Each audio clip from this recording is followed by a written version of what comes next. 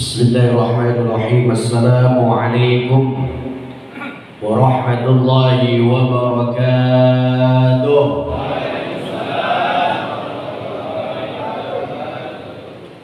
Saya doain kamu salam kencang sehat badannya, panjang umurnya, kagak mati-mati sampai hari kiamat. Saya doain kamu salam semangat balik dari sini kebeli mobil-mobilan. Alhamdulillah nasta'inu wa nastaghfiruh wa na'buduh wa natawakkalu ilayhi asyhadu an la ilaha illallah wa asyhadu anna sayyidana wa nabiyyana Muhammad. Allahumma salli wa sallim wa majjid wa karim wa 'azzim ala sayyidina wa habibina wa qurrati a'yunina wa nuri qulubina wa maulana Muhammad. الفاتح لما أغلق الخاتم لما سبق ناصر الحق بالحق والهادي إلى صراطك المستقيم وعلى آله حق قدره ومقداره العظيم. رب اشرح لي صدري ويسر لي أمري واحلل عقدة من لساني يفقهوا قولي. سبحانك لا علم لنا إلا ما علمتنا إنك أنت العليم الحكيم. Yang sama-sama kita hormati guru-guru kita, kiai-kiai kita. Mohon maaf kiai belakangin, mobil khusus kita agak hafal gitu. Guru-guru kita, Kiai Muhyiddin, kita doakan beliau sehat badan panjang umurnya. Guru kita yang tadi membacakan kitab Ustadz Zaini Dahlan, kita doakan sehat badan panjang umur. Ustadz Muiz yang tadi telah menyampaikan ilmunya, kita doakan sehat badan panjang umur. Juga Kiai Haji Abdul Razi Marja, kita doakan beliau sehat badan panjang umur. Ustadz Suwandi, Ustadz Abdul baca gitu ya. Dr. Agus HR Nanang Pramara, doakan beliau sehat badan panjang umur. Ketua DKM Ustadz Yadi serta Ustadz Ahmad, mudah-mudahan kita doakan guru-guru kita dan asatidz yang hadir, mudah-mudahan doakan guru kita semua sehat walafiat panjang umur ya amin. Dan semua yang hadir pada subuh jamaah ini pulang dari sini dosa-dosanya diampuni sama Allah, amin ya rabbal. Tadi kita telah mendengarkan tausiah daripada guru kita. Alhamdulillah orang-orang Bekasi, Jatiranggon subuhnya ramai kayak maulid baginda Nabi Muhammad. Ini tiap hari aku nggak gini. Senang banget tiap hari gitu. Insya Allah orang yang sholat subuh jamaah, bahkan yang rajin sholat subuh jamaah, qaulu min ba'dil ulama matinya husnul. Jadi yang pengen mati husnul khotimah rajin-rajin sholat subuh jamaah itu mesti. Rasulullah Shallallahu Alaihi Wasallam dalam sebuah hadisnya, orang habis salat subuh jangan tidur, istirahat. Di dalam hadis Nabi, Allahumma barik li ummati fi bukuriha, ya Allah berkahi umat pada waktu bukrahnya. Bukrah itu dari habis subuh sampai syuruk, sampai terbit matahari. Emang kenapa? Ada kebenaran apa yang Allah turunkan? Ternyata diteliti Pak oleh beberapa ilmuwan, termasuk ilmuwan Amerika dari Harvard University, bahkan profesor-profesor. Ternyata ada satu zat yang Allah turunkan dari habis subuh sampai syuruk, yaitu namanya NO, nitrate oxide. Apa namanya Mbak? NO, nitrate oxide. Apa itu nitrate oxide? Nitrate oxide itu adalah satu antioksidan terbaik yang diturunkan oleh Allah, obat paling mujarab yang hanya diturunkan pada waktu subuh, dari subuh sampai syuruk. Makanya orang yang sering habis subuh tidur penyakitnya nggak jauh dari jantung. Kalau nggak penyakitnya stroke, karena nitrate oxide itu fungsinya melebarkan pembuluh darah. Jadi kalau ada yang penyakit stroke jarang sholat subuh jamaah. Betul ya? Tahu stroke Pak? Bapak tahu stroke? Kalau kita ke Alfamaret, pulang-pulang dikasih stroke, betul ya? Saya kemarin silaturahmi sama orang kena stroke, kasihan Pak. Tangan begini, bibir merah. Ditanya, assalamualaikum Om Haji. Waalaikumsalam. Om Haji, Om Haji makan gimana Om Haji? Banyak. Alhamdulillah makannya waduh. Makan dunia, udah mulai Saya doain dah Bang Haji mudah-mudahan dapat sembuh. Iya Ustaz, doain saya cepat sembuh. Saya pengen kawin lagi. Atau bininya mati aja sekalian. Jadi orang yang sholat subuh jamaah berikan oleh Allah berkah. Salah satunya apa? Obat yang tidak diturunkan di waktu yang lain kecuali hari subuh. Apa? Nikrin, oksigen. Silakan tanya dokter apa manfaatnya oksigen. Saya belajar pengobatan lagi 15 tahun Pak. Jadi kalau Bapak lihat untuk saya pernah yang hipnotis orang 22.000 pingsan semua. Jadi kalau hipnotis saya dulu Pak. Nah ini tadi juga disampaikan oleh guru-guru kita. Makanya ini manfaat kita kumpul di sini, masya Allah. Wasilah Ustaz Ahmad, Pak Haji Ahmad. Ya, alhamdulillah saya bisa silaturahmi, saya doain beliau. Usaha levelnya makin maju, amin. Kalau pengen umroh sama beliau, saya tanya nih orang sini pada pengen umroh apa enggak nih? Pengen nggak ziarah ke makam Nabi? Pengen ke Madinah? Pengen ke Mekah? Coba yang pengen umroh angkat tangannya coba. Yang pengen aja kita mau coba angkat tangan. Itu yang belakang nggak mau angkat tangan gitu. Sombong amat itu. Coba angkat tangan yang pengen umroh. Yang tinggi coba pengen tahu saya ini jadi doa mudah-mudahan. Yang pengen umroh angkat tangan. Yang pengen umroh mah haji angkat tangan. Bapak angkat tangan di aja gitu. Coba yang pengen umroh mah haji angkat tangan. Punya duitnya. Lain angkat tangan. Ya kan hanya doang kita. Tapi kan dibaca tuh ama yang tadi baca maulid. Ya Rabbi salli ala Muhammad. Ya Rabbi balighna nazuru. Itu yang saya baca. Ya Allah balighna nazuru. Sampaikan kami untuk bisa ziarah ke makam Nabi Muhammad. Dibaca tiap malam makanya biar kita nyampe ke makam Nabi Muhammad. Amin ya Rabbal. Banyak sebelum tidur baca itu tuh. Insya Allah bisa kesana. Amin. Nah kita ini kumpul di sini alhamdulillah diajarkan banyak hal. Alhamdulillah kita dikumpulkan subuh-subuh banyak manfaatnya. Sedekah subuh ada. Allah ma'ti munfiqan. Ya Allah berikan keberuntungan bagi orang-orang yang bersedekah di subuh hari. Kalau Bapak agak bawa duit, sedekahnya pakai apa? Senyum. Udah, jadi kalau ada yang keliling tuh dengerin aja udah. Tapi daripada kagak ada dapat sedekah gitu ya. Tapi memang nggak apa-apa. Tapi ada yang kata Bapak bawa duit, sedekahkan itu maka pahalanya luar biasa. Ini ngomong-ngomong sunnah ini kita bahas boleh Pak sedikit ya, karena waktunya mepet. Kayak senyum aja kan sedekah tuh. Kata Nabi apa? Tabassam li akhika shadaqah. Senyum sama saudaramu adalah sedekah. Ini kita biar pada ngaji, orang biar pada senang sama syariat-syariat agama Islam. Kalau orang senang ngejalanin syariat Islam, sholat rajin, puasa rajin, amal sunnah dia pakai. Saya tanya nih, yang bawa siwak coba angkat tangannya. Yang bawa rokok sama HP coba. Semuanya bawa. Sepele Pak, kita bahas senyum aja, gak usah siwak. Nah, kalau siwak udah pasti banyak antioksidan di sini. Kita bahas senyum aja Pak. Tabassam li akhika shadaqah, bukan sepele tapi ngatain kayak gitu Pak. Ada penelitiannya, bahkan ditemukan penelitiannya orang yang senyum, kalau kata dokter, kalau pengen sehat sehari minimal senyum 20 kali. Bisa Pak. Jadi kalau ketemu istri senyum, ulangi, ketemu istri senyum, ketemu tetangga, ketemu anak, ketemu saudara, nemu tembok, ketemu siapapun senyum. Tabassam li akhika shadaqah. Diteliti oleh satu dokter, spesialis banget di Timbun Nabawi. Dokter spesialis Timbun Nabawi, namanya Dokter Agus Rahmadi. Di YouTube banyak ya, ini. Dokter Agus Rahmadi meneliti satu penelitian hebatnya sunnah senyum. Jadi apa kata Dokter Agus Rahmadi? Orang yang sering senyum minimal 20 kali sehari maka akan mengaktifkan zat peristaltik di dalam tubuhnya. Makanya orang yang sering senyum itu akan membuang gas-gas beracun di dalam tubuhnya.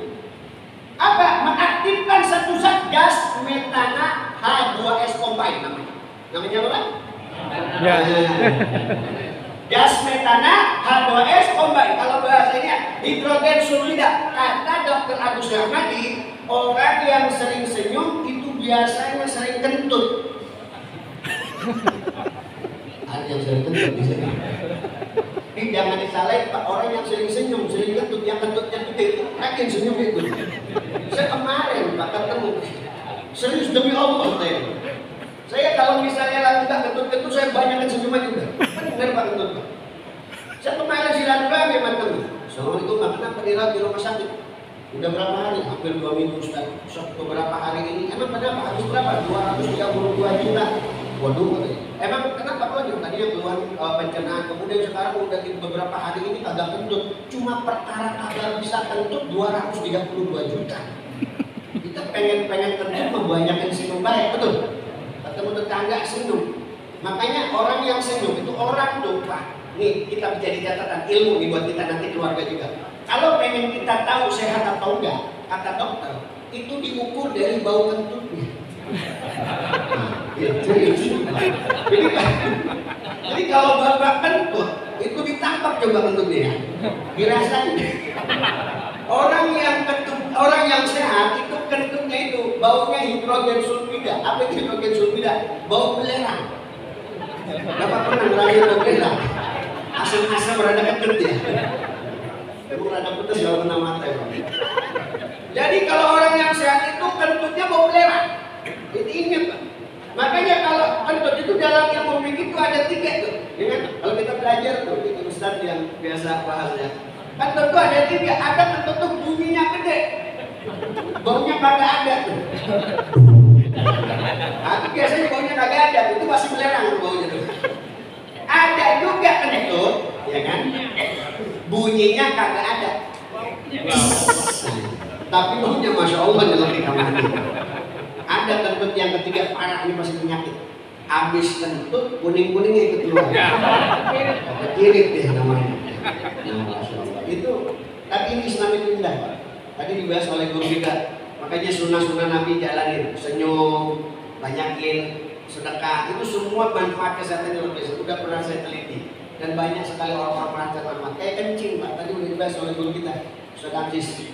Saya tanya, kencingnya berdiri apa duduk? Ya. Kali ada yang kencingnya rebahan gitu kan.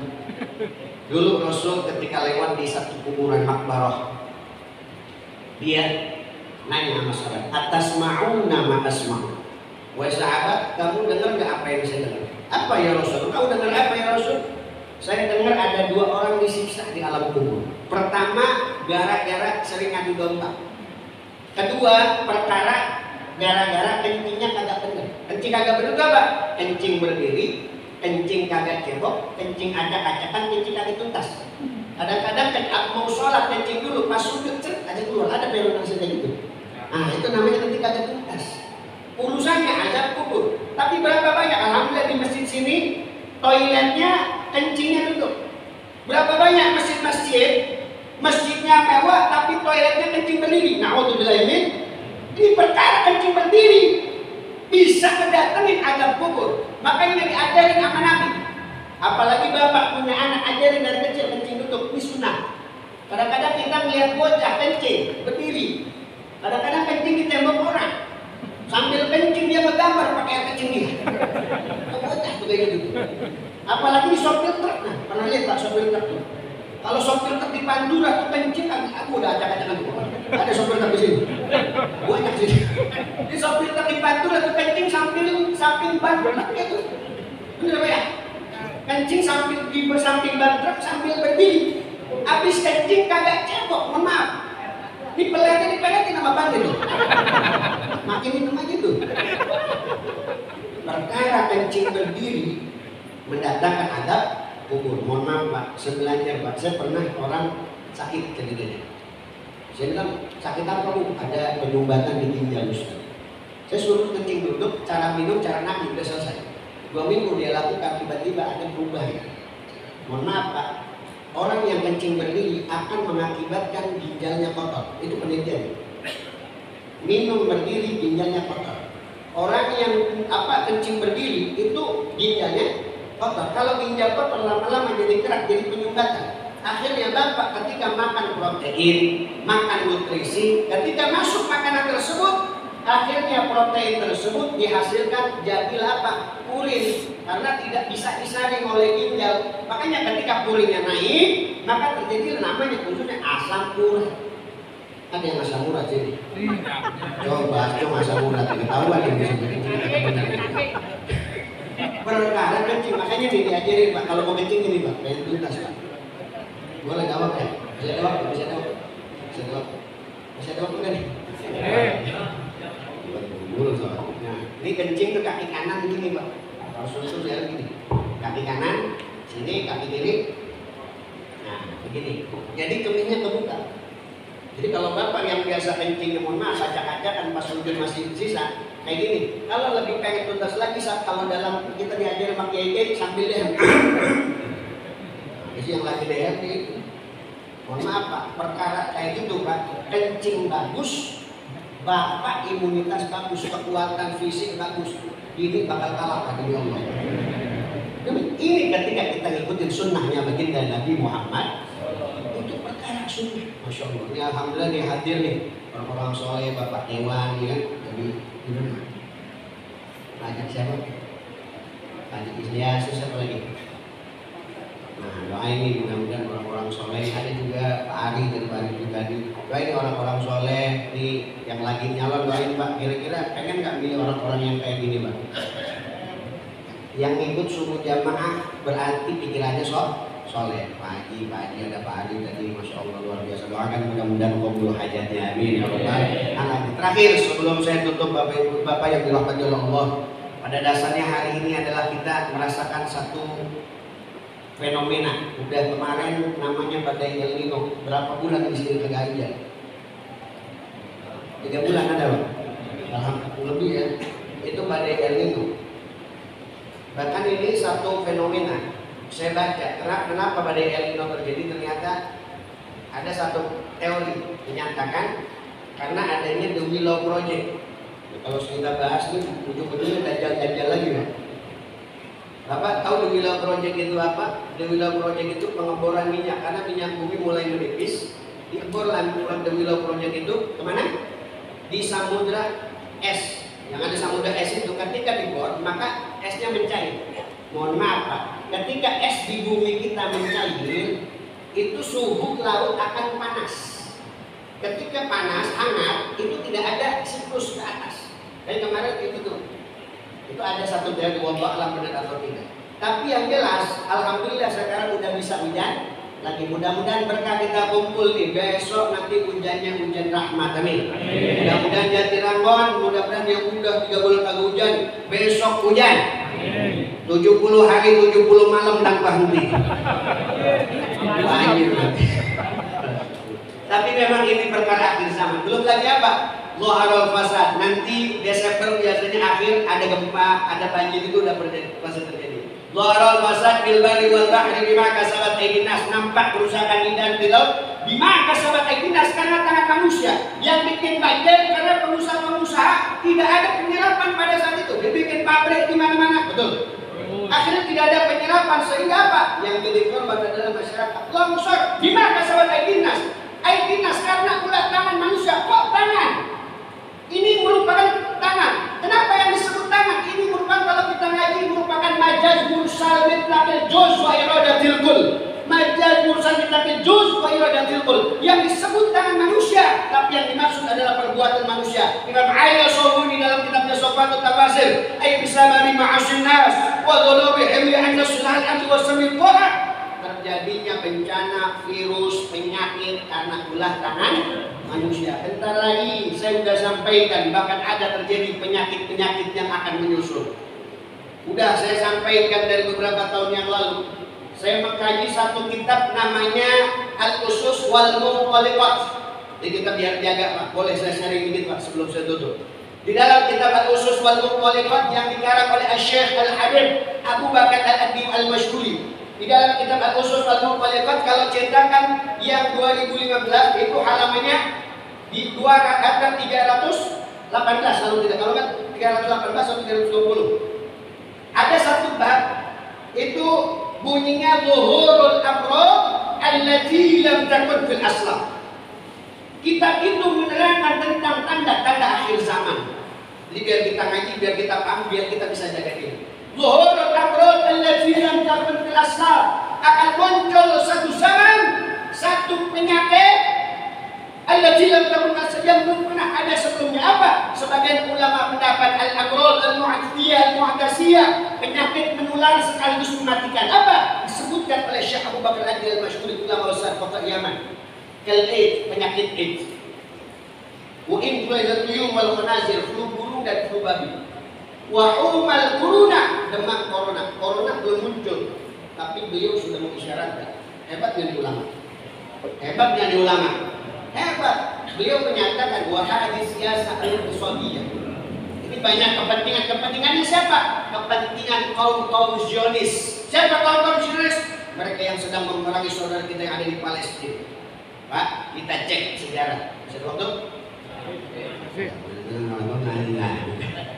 Pak, dulu Bani Israel terpecah. Mohon maaf, waktu zaman Nabi Musa itu Bani Israel ada yang ikut ajaran Nabi Musa, ada yang ikut ajaran Fir'aun. Samiri, tahu Samiri, Pak? Samiri itu Dajjal, Musa Samiri, namanya sama, Musa Samiri. Disingkat apa? Sam. Makanya banyak keturunan yang terdoktrin dari itu. Ada banyak orang-orang yang memiliki derajat di Amerika, namanya disebut negara paman Sam. Coba kita lihat dulu dibuat uang. Uang itu dibuat di dalam dulu, mohon maaf Pak, ini kita sampaikan, mudah-mudahan ini benar. Amerika merdeka tahun berapa? Tahun 1779. Dulu ada nama satu tokoh namanya Adam Bishop.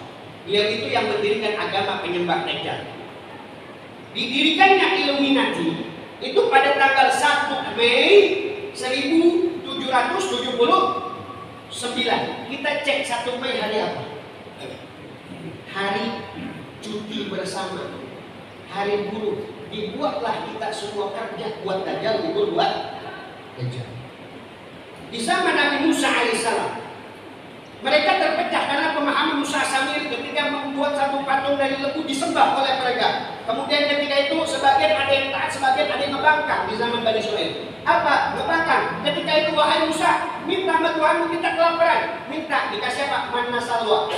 Udah dikasih makanan manna salwa, kita singkat aja kalau dijelasin per ayat agak banyak. Ketika dikasih manna salwa, minta lagi sama Tuhanmu. Minta apa? Minta makan, masa kita makan manna salwa mulu? Masa kalau bahasa kita makan burung puyuh sama madu mulu? Minta sama Tuhanmu di Al-Baqarah tuh, surat paling panjang nerangin tentang Bani Israil. Min bakliha wa kithaiha wa fumiha wa adasiha wa basoliha. Minta sama Tuhanmu, sayur mayurnya, timunnya, minta sama Tuhan. Setelah itu Pak, disuruh minta Nabi Musa, dimintain nama Allah. Kemudian udah dikasih nikmat nama Allah, masih ada sekelompok yang terdoktrin oleh Samir ini.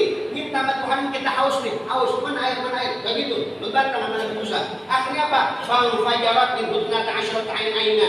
Ditutup itu kalung apa batu oleh tongkat Nabi Musa yang punya mukjizat, terpancar 12 mata air. Sampai dikasih nikmat sama Allah, ini sebagian kaum yang terdoktrin oleh Samir membangkang juga. Sampai akhirnya Allah utus ular-ular kecil Pak, yang mematok mereka yang membangkang ajaran Nabi Musa. Dipatok oleh ular tersebut, tapi ularnya nggak mematikan, bikin menggigil atau panas dingin. Dipatok lagi panas dingin, dipatok lagi panas dingin, dipatok lagi panas dingin. Sehingga pada saat itu Pak, ketika ular tersebut mematok siapa? Kelompok-kelompok yang membangkang Nabi Musa, panas dingin, akhirnya misi Samiri dengan ilmu sihirnya membuat satu patung namanya Seven of Drush. Kalau dalam satu kitab Yahudi ya, ada satu sejarahnya, ada satu kitab-kitab keterangan dari ulama-ulama juga.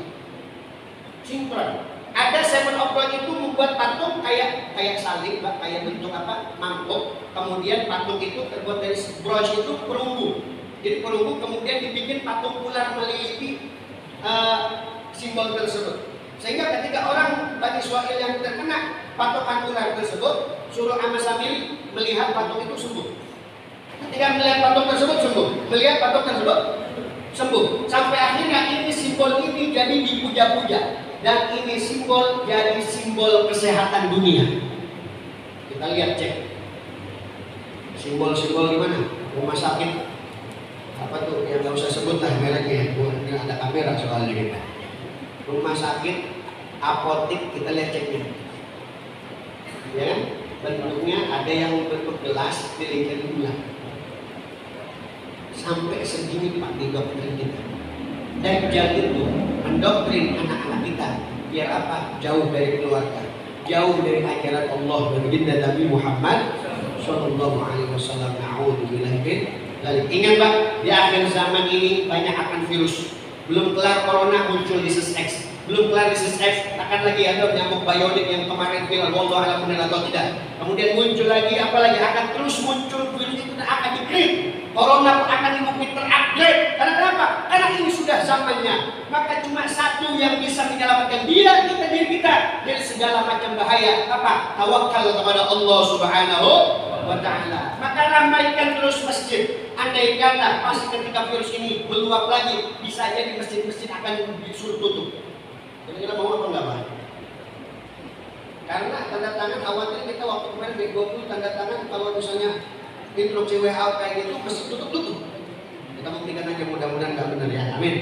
Katanya isunya wallahu. Kalau saya dapat dari Dr. Farida ya dari YouTube-nya. Mudah-mudahan pertemuan kita bisa jadi barokah, meningkatkan iman kepada Allah Subhanahu wa ta'ala. Karena waktu ini sudah habis, kita tutup bareng-bareng dengan sholawatan.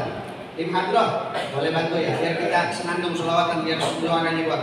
Kita 2 bait saja sholawatan, tidak lama-lama, biar kita semangat menyampaikan giroh daripada semangat lagi. Tim Hadroh, nah doain Tim Hadroh ini banyak undangan ya Pak. Udah siap? Tiap dulu. Ganti dulu. Doain dari Hadroh masuk surga Pak. Sama Hadroh aja. Biar main lagi di surga. Angkat dia kita sholat bersama, ramaikan. Siap ramaikan sholat subuh jamaah? Siap ramaikan sholat subuh jamaah? Bila perlu jangan tiap minggu tiap hari, siap? Siap? Takbir. Allahumma shalli wa sallim wa barik. Allahumma shalli wa sallim wa barik. Ya Rasulullah, salamun. Semua mana suaranya? Ya Rafi Asya. Semuanya. Iwadarati.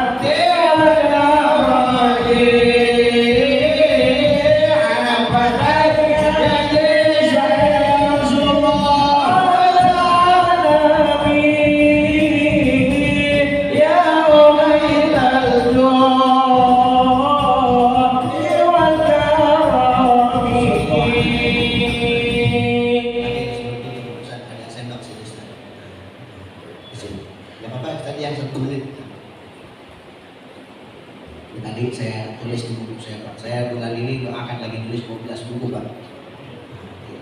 Saya nggak sebar, cuma dikaji buat pengajian. Ini apa Pak? Saya kemana nih Pak? saya Mama Nabi.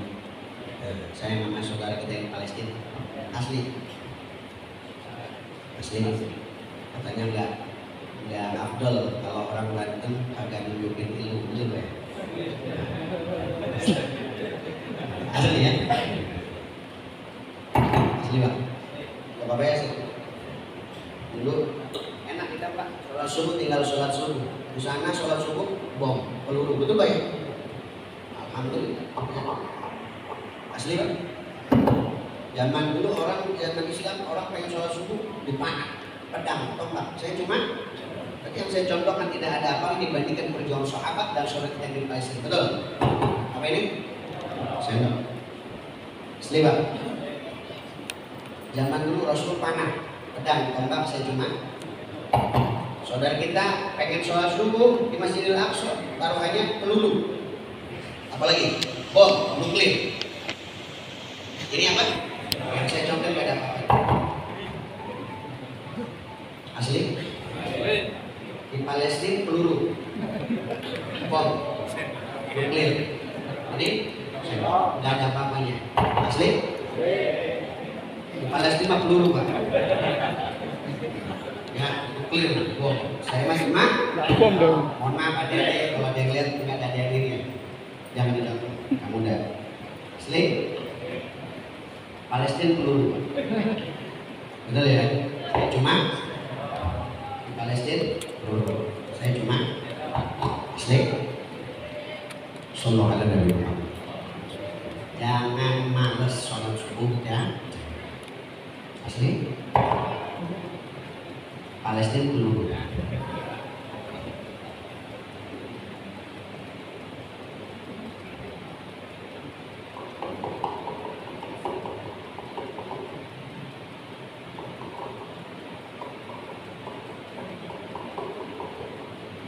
Asli Pak, saya cuma simak saudara-saudara kita yang ada di Palestina peluru, bom. Rasul zaman dulu sahabat ke masjid taruhannya nyawa, mau ke masjid taruhannya nyawa, panah, tombak, pedang. Saya cuma yang saya contohkan tidak ada apa-apa dibandingkan perjuangan sahabat dan perjuangan saudara kita di Palestina. Takbir! Takut jangan deh. Yang ini apa saja ya? Bisa saya pakai dulu. Di sini.